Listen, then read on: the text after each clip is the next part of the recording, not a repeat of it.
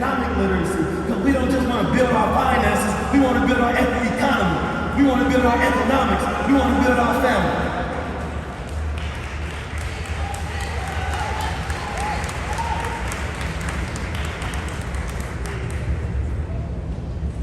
How y'all feeling?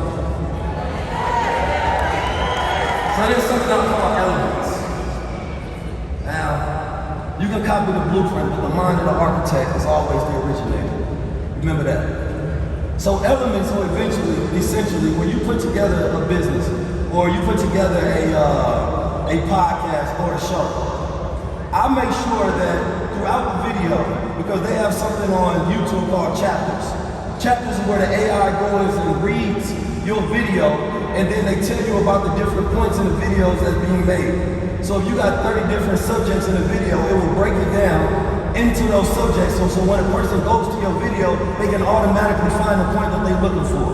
So I make sure that every single video has at least 19 elements, because that's my number. So you might get in a video and they look at the thumbnail, and the thumbnail may have drove you here, but 10 minutes in the video, you realize that this is way more than why you came here.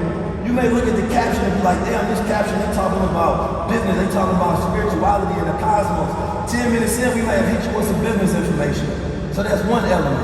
One element is the thumbnail, one element is the caption, the other elements are the subject, another element is myself as a thought leader, another element is the guest. But we never made our conversations based on the guest. We made them all based on the topic. So no matter who I had on there, that did not matter. It's about what you learn once you get in there. So even if you make it all the way to the last 10, the last 10 minutes, the last 20 minutes, we done switched into a whole new dimension of conversation.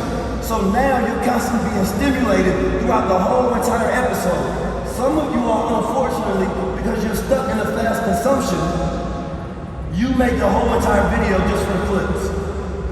Then you post the only clip that was worthy of watching in the whole video on social media.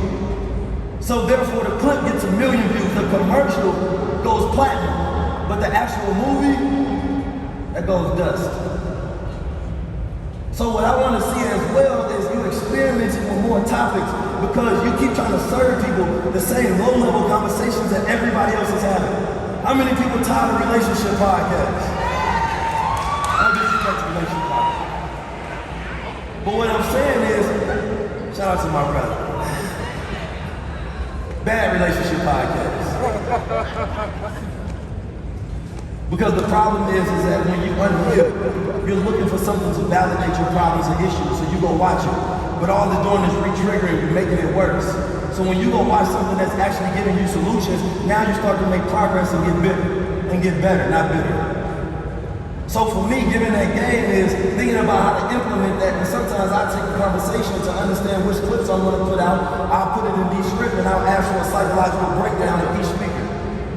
So now I know which clips to go on. But unfortunately, when you only do things for polarization and virality, you will lose.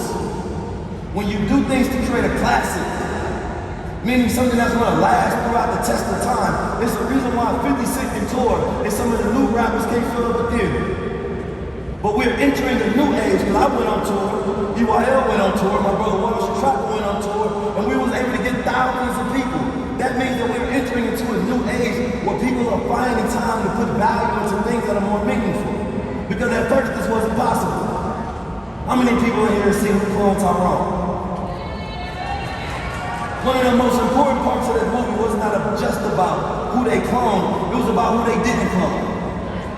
Because they know that if they duplicate certain people, then it's going to automatically create a change in the culture, and they're not going to be able to control you. They're not going to be able to duplicate you. So they don't want to see another 19 Kings. They don't want to see another Rashad. They don't want to see another Troy. They don't want to see another one of you sitting in these stands, getting this knowledge, changing the dynamics of your family. We are first generation curse breakers.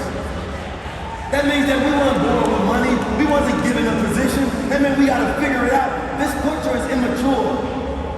It means that you have to allow time for it to become what it's going to become in the future.